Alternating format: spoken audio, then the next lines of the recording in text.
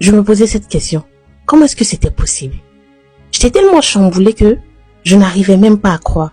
Sur l'instant, c'est comme si j'étais pas là. Pendant des jours, je n'ai cessé de réfléchir. J'étais tellement tourmentée par cette idée. Comment pourrais-je refuser quelque chose à cet homme qui m'a tout donné? Un homme qui a toujours été là pour moi.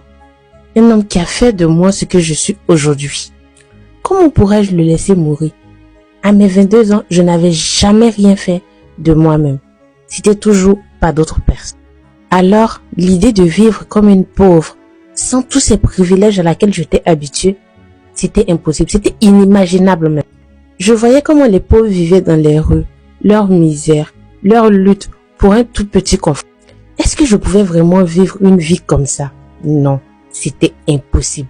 Je n'avais jamais manqué de quelque chose. Alors, qu'est-ce que je devais faire? Quelle décision je devais prendre? Un mois plus tard, j'ai pris ma décision. J'ai donc accepté parce que je n'étais pas prête à voir mon père mourir et surtout vivre une vie de pauvreté. Ce n'était pas possible pour moi. Les premiers rapports avec mon père étaient perturbants. C'était étrange. Mais quelque part au fond de moi, il y avait une émotion, un petit truc que je n'arrivais pas à définir. Je ne savais pas c'était quoi. Cet homme, mon père, était tout pour moi, mon héros, l'homme que j'admirais que tous les autres hommes au monde. Avec le temps, ces rapports interdits ont pris une tournure différente. Dites-vous que avant c'est mon père qui venait vers moi, mais à un moment, c'est moi qui allais vers lui, comme si je manquais de quelque chose. Nous avons donc continué comme ça pendant plusieurs mois jusqu'à ce que je tombe enceinte. Mais dites-vous que c'était un choc pour moi. Je n'arrivais pas à croire.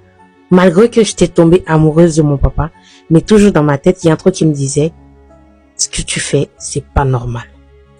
Maintenant que j'étais tombée enceinte, j'ai dit à tout le monde que c'était un copain de l'université qui m'avait enceintée et qui n'a pas voulu assumer la grossesse, qui s'est enfui. Et tout le monde a gobé ça comme si c'était vrai. Donc 9 mois après, mon fils est né. Un beau garçon. Mais dites-vous que malgré la naissance de mon fils, les rapports n'ont pas cessé. Au contraire, chaque mois mon père venait me voir dans ma chambre et nous recommencions. Dites-vous que cela faisait partie du pacte. C'était pas seulement avoir l'enfant, mais on devait continuer à avoir des rapports. Donc à un moment, la chose est devenue normale pour nous.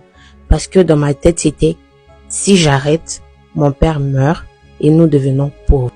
Aujourd'hui, mon fils a 5 ans. Il ne sait même pas que c'est son grand-père qui est son papa. Il pense que son grand-père est un homme protecteur, attentionné. Il ne sait rien de tout ce qui se cache